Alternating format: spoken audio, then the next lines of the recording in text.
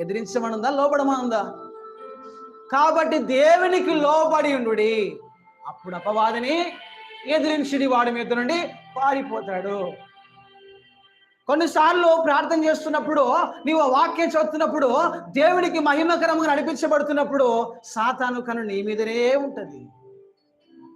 సాతాను కన్ను ఎందుకు నీ మీదనే ఉంటుందంటే, నీవు అద్వితీయ సత్యదేవుడైన యేసయ్య వైపు చూస్తున్నావు గనక, యేసయ్య మార్గంలో నడిపించబడుతున్నావు గనక, నీవు యేసయ్య మార్గంలో వెళ్ళడము మనకి ఇష్టం లేదు.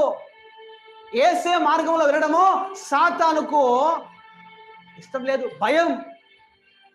నీ ద్వారా సాతాను సామ్రాజ్యాలు కుప్పగొల్చబడతాయి. వాని భయం ఏంటంటే, నీవు వెలిగించబడితే సాతాను స్థావరాలో త్రొక్కబడ